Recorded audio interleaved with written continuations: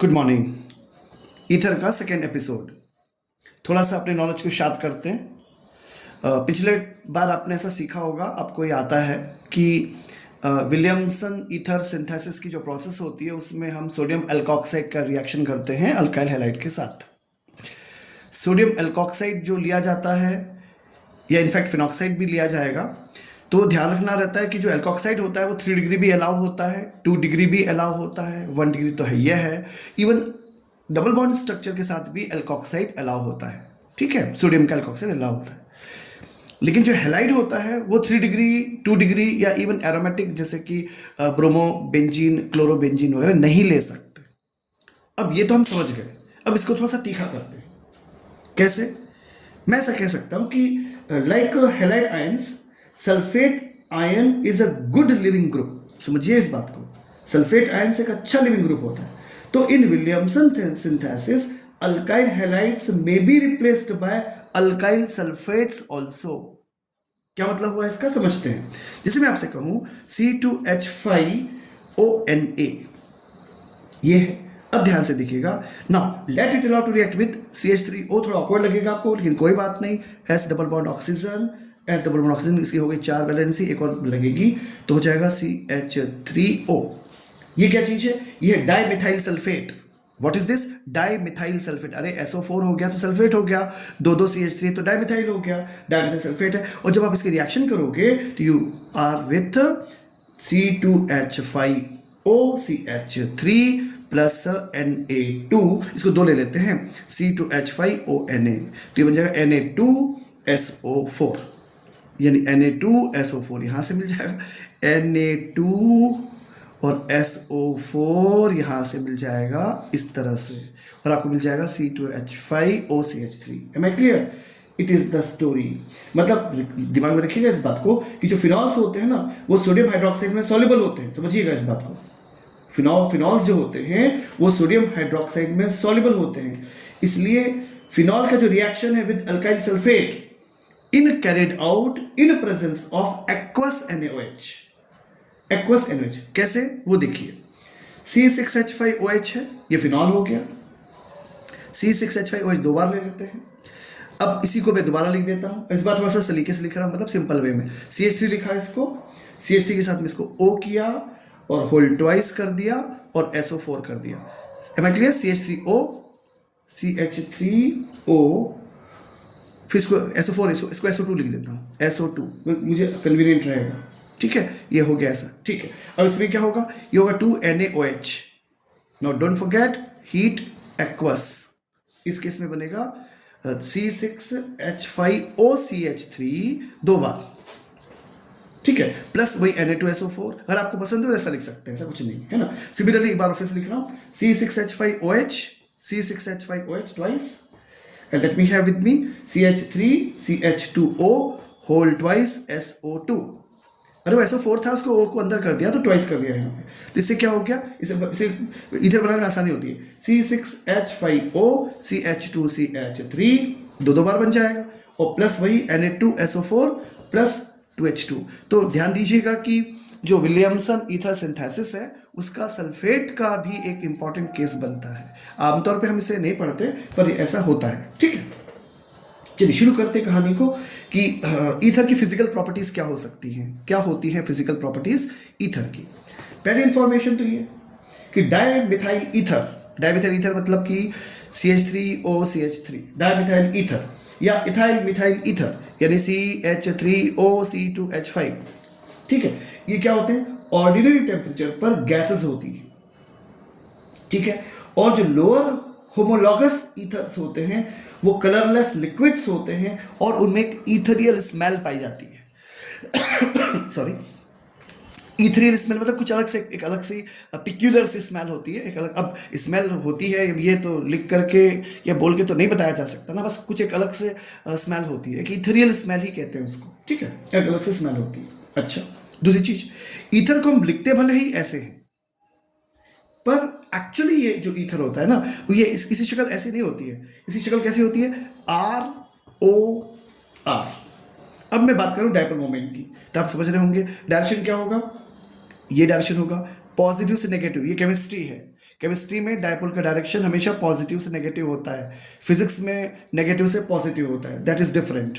तो यहाँ पर क्या होगा, यहाँ पर ये डायरेक्शन होगा, तो इन दोनों रिजल्टेंट किस निकलेगा, ऐसे रिजल्टेंट निकलेगा। यानी इसका मतलब क्या हुआ, मैं आपसे ये बोलना चाह रहा था कि जो ईथर होते हैं उनके नेट डायपोल मोमेंट होते हैं, ईथर के नेट इलेक्ट्रिकल डायपोल मोमेंट होते हैं, और जो रेंज होती है उनकी आमतौर पे 1.15 डिबाई से 1.3 डिबाई के बीच में होते हैं। नहीं तो हम ये समझेंगे ना आर ओ आर है तो शायद एक दूसरे को कैंसिल कर देते होंगे, तो कैंसिल नहीं करते हैं, तो ध्यान रखिएगा इनके डायपोल मोमेंट होते हैं। तो पहली प्रॉपर्टी हो गई फिजिकल प्रॉपर्टीज में, जैसे स्टेट तो कहा डाई मिथाइल ईथर जो होता है या इथाइल मिथाइल ईथर होता है वो गैस होते हैं रूम टेम्परेचर पर, और जो लोअर ऑर्डर के होमोलॉगस किस्म के ईथर होते हैं वो सभी के सभी जो उसमें एक पेंजेंट स्मेल तो नहीं बोल सकते, शायद एक इथेरिल स्मेल जो है उसको हम रिकॉग्नाइज कर लेते हैं, वो इथेरिल स्मेल होती है ना। और उसके बाद फिर मैंने आपसे बात की कि इसमें जो स्ट्रक्चर है आर का ऐसा होता है, स्ट्रेट हम लिखते हैं अपने सुविधा के लिए हैं, लेकिन ये एक दूसरे को कैंसिल नहीं कर पाते, तो इसका में डिवाइड मतलब इसका डायपोल मोमेंट डिफाइन हो जाता है, ठीक है। यानी इनका डायपोल मोमेंट होता है 1.15 डायप्टर कह रहा हूँ 1.15 डी से 1.3 डिबाई तक, इसका ऑफ कोर्स डायपोल मोमेंट हो जाता है। बॉइलिंग पॉइंट भी बात करते हैं, ईथर के जो बॉइलिंग पॉइंट्स होते हैं वो कम होते हैं कम होते हैं मतलब एल्केन से थोड़े ही ज्यादा होते हैं, अल्कोहल से बहुत ही कम होते हैं। ईथर मतलब जो आप लिखते हो ROR, इसमें हाइड्रोजन बॉन्ड नहीं होता, अल्कोहल में हाइड्रोजन बॉन्ड होता है। तो अल्कोहल के बॉइलिंग पॉइंट ईथर के बॉइलिंग पॉइंट से बहुत ज़्यादा होते हैं, यानी ईथर के बॉइलिंग पॉइंट का तो हाल ये होता है कि ये बहुत ही कम होते हैं, अल्केन से थोड़ा ही ज़्यादा होता है, ठीक है, अल्केन से थोड़ा ही ज़्यादा होता है। गुड। अब यहाँ पर आपके मन में बात आ सकती है डेफिनेटली, क्योंकि आपने weak van der Waals forces पढ़ा होगा एटसेट्रा एटसेट्रा, तो आप कहोगे अगर हम R की वैल्यू बढ़ा दें, एक बड़ा हाइड्रोकार्बन ले लिया जाए, अगर R की जगह कोई बड़ा अल्काइल ग्रुप होगा तब तो उसका मॉलिक्यूलर मास बढ़ जाएगा, एग्जैक्टली। तो जब मॉलिक्यूलर मास बढ़ जाएगा उसका बॉइलिंग पॉइंट भी बढ़ जाएगा। तो कृपया ध्यान दीजिएगा, आप छोटे मासेस ले लो चाहे बड़े मासेस ले लो, किसी भी कंडीशन में ईथर जो होता है उसमें एक इंपॉर्टेंट प्रॉपर्टी, और ये एसर्शन रीजनिंग में पूछा जा सकता है, मैं फिर से रिपीट कर रहा हूं कि ईथर में आप छोटे अल्काइल ग्रुप ले लो या बड़े अल्काइल ग्रुप ले लो, इनका बॉइलिंग पॉइंट अल्केन से थोड़ा ही ज्यादा होता है, थोड़ा ही ज्यादा होता है, ज्यादा नहीं होता, क्योंकि ऑक्सीजन प्रेजेंट है। अब रीजन क्या है इसके पीछे, कारण क्या है? रीजन ये है कि ध्यान से सुनना, रीजन है सिमेट्रिसिटी। अल्केन्स में सिमेट्रिसिटी पाई जाती है, इसमें ऑक्सीजन आने से नॉन सिमेट्रिक कैरेक्टर डेवलप हो जाता है, तो वो रीजन उसके पीछे सिमेट्रिसिटी, यानी कि ईथर में ऑक्सीजन के प्रेजेंस के कारण नॉन सिमेट्रिकल बिहेवियर हो जाता है, लेकिन जो अल्केन्स होते हैं उनमें तो सिमेट्रिसिटी पाई जाती है। इसलिए अल्केन में पोलैरिटी तो है ही नहीं जरा भी, लेकिन उसके बावजूद उसका बॉइलिंग पॉइंट अच्छा खासा होता है, और ईथर का थोड़ा ही उनसे ज्यादा होता है, एक अच्छा पॉइंट हो सकता है।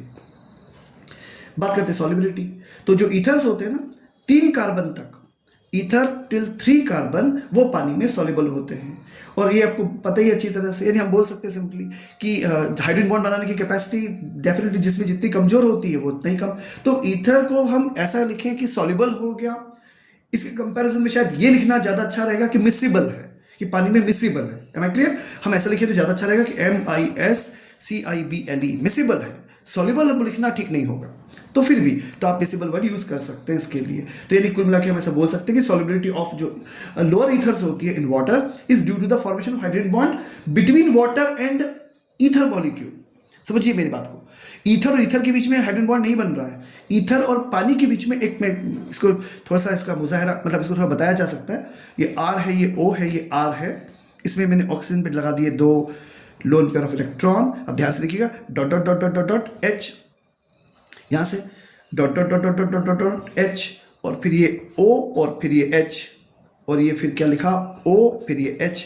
अरे भाई ये पानी का मॉलिक्यूल है HOH वाला, और वो जो है ROR वाला ईथर का है। तो इस तरह से एक हल्का सा बॉन्ड फॉर्मेशन होता है, हल्का सा बॉन्ड फॉर्मेशन होता है, बहुत ही वीक किस्म का होता है। हाइड्रोजन बॉन्ड होता है, पर बहुत ही कमजोर किस्म के होते हैं, यानी बहुत कम संख्या में हुआ करते हैं, ठीक है ना। तो ये दिमाग में रखिए। लेकिन वो ये पता है आपको, जैसे जैसे R की वैल्यू बढ़ेगी वैसे वैसे जो है वो सॉल्युबिलिटी इनकी कम होती चली जाती है, क्योंकि इंक्रीज इन हाइड्रोकार्बन का पोर्शन बढ़ जाता है उसमें। अब हाइड्रोकार्बन का पोर्शन बढ़ेगा तो डेफिनेटली उस केस में फेयरली सॉल्युबल माना जा सकता है, यानी मिसिबल माना जा सकता है केवल।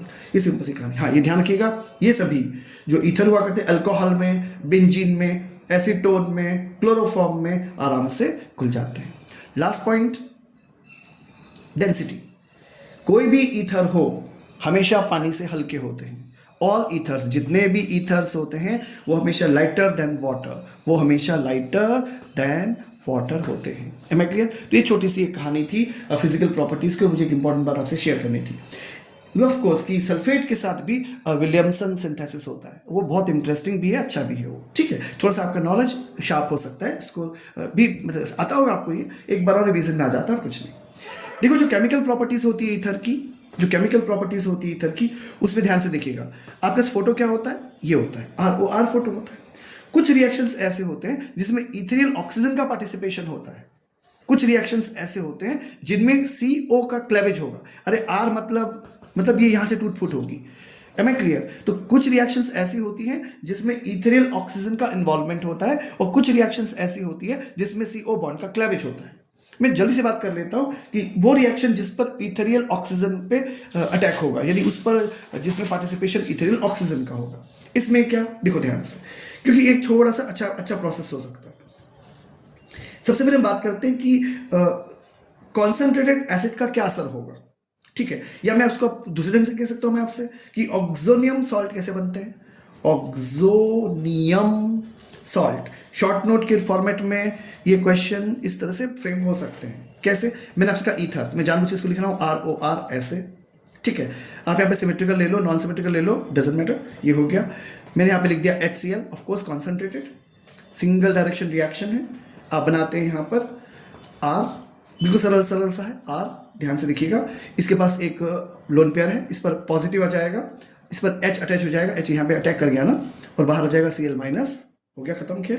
इसे क्या बोलते हैं? डाई एल्कोक्सी, ये क्या है? डाई, मैं पूरा लिखूं, डाई एल्कोक्सोनियम क्लोराइड, डाई एल्कोक्सोनियम क्लोराइड, ठीक है। ये सिंपल सी कहानी हो गई, ठीक है। ऐसा हो गया, ध्यान देना, पॉजिटिव यहाँ ऊपर नहीं लगाना, पॉजिटिव ऑक्सीजन पे लगाना। सिमिलरली आप ऐसा ले सकते हो, CH3CH2O ले लो, CH3CH2O है ही, और इसी को दोबारा शो कर रहा हूँ भाई, नया कुछ नहीं है, प्लस HCl हो गया, ऑफ कोर्स कॉन्सेंट्रेटेड है, सिंगल डायरेक्शन है। अब यहाँ पे क्या बोलोगे? CH3CH2, यहाँ पे CH3CH2, यहाँ पे ऑक्सीजन, इस पे डॉट डॉट, इस पे प्लस, इस पर H, और बाहर Cl माइनस, क्या कहेंगे इसको? इसे कहेंगे डाई एथॉक्सोनियम क्लोराइड। अरे वो एल्कोक्सो था क्योंकि R था, यहाँ पे ये क्या है? एथाइल है ना, तो di ethoxonium chloride. Am I clear? तो मुझे उम्मीद है आपको समझ में आया होगा। आप सिमिलरली सल्फ्यूरिक एसिड भी ले सकते हैं, ले ही लो, तो क्या होगा? CH3CH2, और ये आपने ऑक्सीजन से जोड़ दिया इसको, लोन पेयर ऑफ इलेक्ट्रॉन्स का प्रेजेंस है यहाँ पर, let it allow to react with sulphuric acid dear. तो इस केस में क्या होगा? ये हो जाएगा CH3CH2O dot dot, positive H, इधर एक और आएगा CH3CH2, और देखो ध्यान से बाहर आ जाएगा HSO4 माइनस, क्या नाम है इसका? डाईएथॉक्सोनियम हाइड्रोजन सल्फेट, डाईएथॉक्सोनियम हाइड्रोजन सल्फेट, ठीक है। और एक छोटा सा कंसेप्ट और करते हैं, एंड देन आज का लेक्चर फिनिश करते हैं कि कोऑर्डिनेशन कंपाउंड कैसे बनते हैं। देखो ईथर्स लिविस बेसिस होते हैं, am I clear? Ether Lewis bases होते हैं, ऑक्सीजन पे पेयर ऑफ इलेक्ट्रॉन दिखता है ना, तो इलेक्ट्रॉन का पेयर दिया जा सकता है, तो लिविस बेसिस होते हैं वो। तो उसका क्या नतीजा निकलेगा, क्या फायदा है? CH3CH2 लिखा आपने, O लिखा, डॉट डॉट लिखा, डॉट डॉट लिखा, और आपने लिखा CH3CH2 लिखा आपने। नाउ सपोज ये बोरॉन ट्राइफ्लोराइड से रिएक्शन करे, तो उस केस में क्या होगा? ध्यान से देखिए, क्या आप ऐसा समझ सकते हैं? ये हो जाएगा CH3CH2, ये ऑक्सीजन, ये CH3CH2, और ये इसके ऊपर ये एक पेयर, और ये इलेक्ट्रॉन का पेयर दिया गया, ये है कोऑर्डिनेट बॉन्ड। क्या चीज है? Coordinate bond. ये बन गया कोऑर्डिनेट बॉन्ड। इसे क्या बोलते हैं? इसे बोलते हैं बोरॉन ट्राइफ्लोराइड एथरेट, इसे बोलते हैं BORON, boron, TRI, try, FLURIDE, और ETHERATE, एथरेट, बोरॉन ट्राइफ्लोराइड एथरेट। एक और बना लेते हैं जल्दी से, वो बना लेते हैं CH3CH2, फिर O, CH3CH2, 2 बार लेना पड़ेगा, हाँ इस बार ध्यान से सुनना। और मैंने लिख लिया यहाँ पे Mg, और लिख दिया R, और लिख दिया X, 2 बार लिया है, ध्यान रखना इसको। CH3 CH2 2 बार हो गया और ये O हो गया। अब इस केस में क्या हो गया, इस केस में बनेगा इसमें यहाँ से बनाऊँ, R लिख देते हो यहाँ पे Mg लिख देते हैं। अब ध्यान से देखिएगा कि क्या खेल है, पहले X लिख लो, जो सिंगल बॉन्ड लिख लिया। अब क्या करेंगे, ऐसे बनाएंगे, ठीक है, और ऐसे करेंगे और यहाँ लिखेंगे O और क्या लिखेंगे CH2CH3 होल ट्वाइस, और ऐसे इधर भी शो करेंगे, ये इधर O और इधर लिखेंगे CH3CH2 whole twice. Am I clear?